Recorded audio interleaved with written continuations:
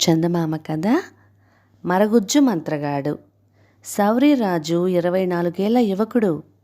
అతడికి ఆస్తిపాస్తులంటూ ఏమీ లేకపోయినా కచేరీలో మంచి ఉద్యోగం ఉన్నది. ఒకసారి అతడు కచేరీ పని మీద పొరుగు గ్రామం వెళ్ళి చీకటి పడేవేళ ఇంటికి తిరిగి వచ్చాడు. ఆ సమయంలో వీధి అరుగు మీద కూర్చుని ఉన్న పని మనిషి అతడికి వీణావతి కొండ మీద ఉన్న ఆలయానికి రావాల్సిందిగా చెప్పిపోయినట్టు వార్త అందించింది. వీణావతి తండ్రికి ఒక్కతే కుమార్తె. సౌరిరాజు ఇంటి పక్కనే వాళ్ళిల్లు. సౌరిరాజుతో వీణావతి వివాహానికి ఆమె తండ్రి ఏనాడో తన అంగీకారం తెలిపాడు. చెప్పవలసిన ముఖ్య విషయం ఏమైనా ఉంటే ఇంటి దగ్గరే చెప్పవచ్చు కదా, ఆలయానికి ఎందుకు అని ఆశ్చర్యపోతూ సౌరిరాజు బయలుదేరాడు. అతన్ని అల్లంత దూరాన్ని చూస్తేనే వీణావతి ఒక కొండరాతి మీద నుంచి లేచి ఎదురు వచ్చింది. సౌరిరాజు చిన్నగా నవ్వుతూ, ఏమిటంత ముఖ్య విషయం? మీ నాన్న మన పెళ్ళికి ముహూర్తం నిశ్చయించాడా అని అడిగాడు. వీణావతి పొంగి వచ్చే దుఃఖాన్ని ఆపుకుంటూ, అవును, ఎల్లుండే ముహూర్తం, అయితే పెళ్ళికొడుకు మాత్రం నువ్వు కాదు అన్నది. సౌరిరాజు నిర్ఘాంతపోయి, అసలేం జరిగింది అని అడిగాడు. వీణావతి జరిగిందంతా అతడికి చెప్పింది. నిన్న అనుకోకుండా ఆమె తండ్రి చిన్ననాటి స్నేహితుడు ఒక ఆయన వాళ్ళ ఇంటికి వచ్చాడు. ఆయన సముద్ర వ్యాపారంలో లక్షలు గడించాడట. వెంట వచ్చిన ఆయన కొడుక్కి వీణావతి నచ్చింది.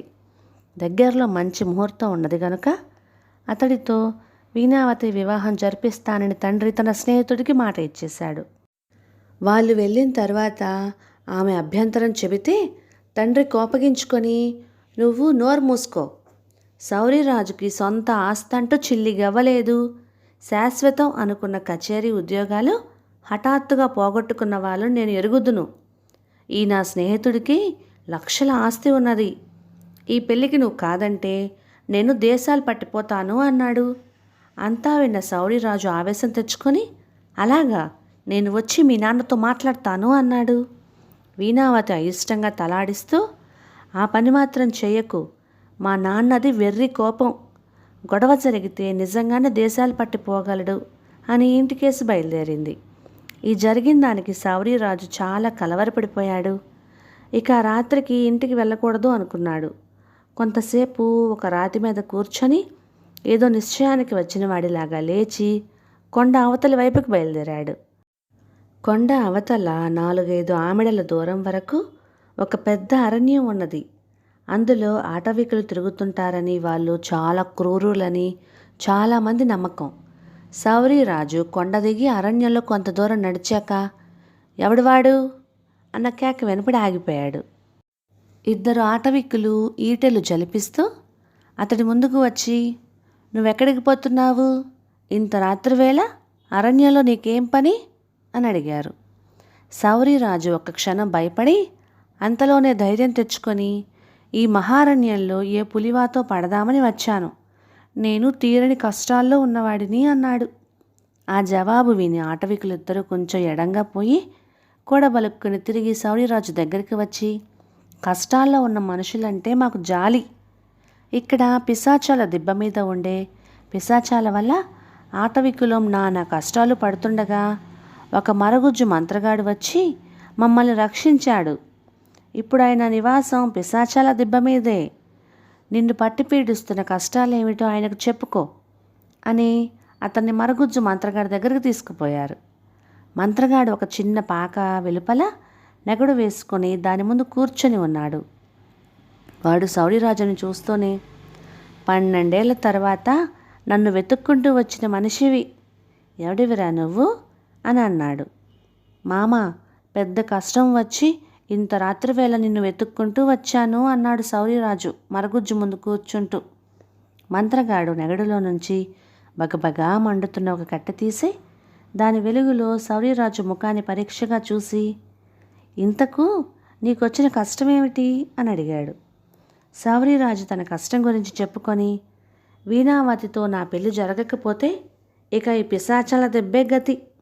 ఎల్లుండి మరొకడితో పెళ్లి జరగబోయే వీణ పెళ్లి ఆగిపోవాలి. ఆవిడ తండ్రి నాతో తన కూతురు పెళ్లి జరిపించాలి. ఇందుకేదైనా మంత్రమో తంత్రమో ఉపయోగించి నువ్వు నాకు సాయపడాలి అన్నాడు. ఆ మరుక్షణం మరగుజ్జు మంత్రగాడు కనకనలాడుతున్న నెగటి నిప్పుల్లో చేయి పెట్టాడు. వెంటనే నీళ్లు పోసినట్టుగా నెగడు ఆరిపోయి అందులో నల్లటి బొగ్గులు బయటపడినాయి.